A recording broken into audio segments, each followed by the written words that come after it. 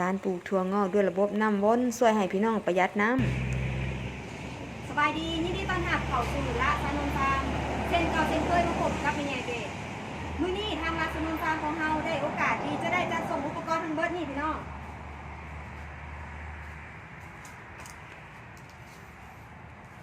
นี่แกล้งกรอบโครงนั่นเองพี่น้องซึ่งอุปกรณ์ทั้งเบิดนี่เนาะก็จะมีในส่วนแถบน้ำเข้ามาอาหารเสริมกวดเดียวจบแป้งกันเชื้อรา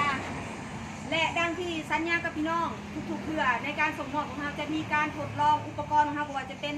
ไดน้ำและทับเมอร์นั่นเองพี่น้องเพื่อบ่เป็นการเสียเวลามาเอามาเริ่มกันเลยพี่น้อง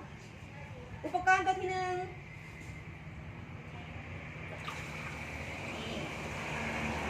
ปั๊มน้ำและทับเมอร์แมนเฮดเรียกปกติได้พี่น้องผ่านไปตัวที่หนึ่งปั๊มน้ำตัวที่สองพี่น้องแล้วก็ทับเมอร์ตัวที่สองนี่เฮดเรียกปกติพี่น้องได้ก็มีความแห้งดีโต๊ะทั้งของเฮาเนาะก็มีการระบายน้ำได้ดีมีหูเป็นโตระบายความร้อนเนาะตัวที่สองผ่านไปเขาจะมาทดลองในได้ตัวที่สามพี่น้องทัมเมอร์ตัวที่สามนี่เฮ็ดเวียกเส้นเดียวกันตัวที่สามผ่านไปมาเริ่มอุปกรณ์ตัวที่สี่พี่น้องทัมเมอร์และได้น้ำตัวที่สี่พี่น้องนี่เฮ็ดเวียกเส้นเดียวกันเป็นจังไดพี่น้องการทดลองของลาซานนท์ค่ะหวังว่าอุปกรณ์ทั้งหมดนี้เนาะจะสร้างประโยชน์ให้พี่น้องบ่หลายก็น้อยในอุปกรณ์เราจะมีอันนี้คือเป็นโตเบรกน้ำด้วยพี่น้องอันนี้คือโตเฮ็ดให้น้ำกระจายโตได้ดีนั่นเองพี่น้องและข้างในก็จะมีอันนี้จะเป็นโตที่แบบว่าไว้ในก้นถังเพื่อบ่ให้เม็ดถั่วเขาลอดลงไปนั่นเองและบ่ให้เม็ดถั่วไปปิดหูน้ำนั่นเองพี่น้องนี่เราจะใส่ตัวนี้สำหรับพี่น้องทั้งบ้านหากบางทีสนใจในการปลูกถั่วงอกอยากมีอาชีพกับครอบครัวก็สามารถปรึกษาทางลาซานนท์ค่ะปลูกบ่เป็นบ่เคยมีความรู้บ่เคยมีประสบการณ์กับทางเฮาก็ยินดีให้คำแนะนำพี่น้องจนเป็นเลยำนอกจากจะมีระบบน้ำวนแล้วทางเฮายังหับออกแบบระบบน้ำถิ่มในถั่วงอกนั่นเองหากพี่น้องสนใจก็สามารถทักได้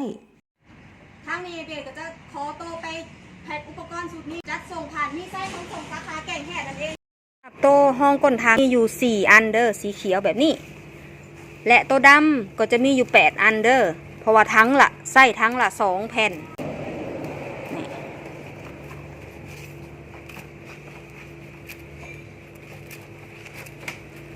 โอเค8แผ่น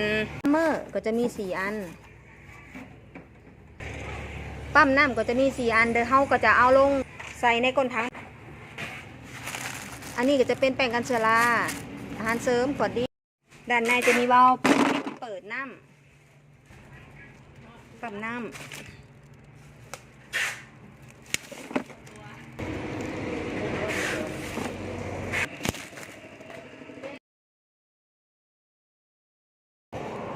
ทัมเมอร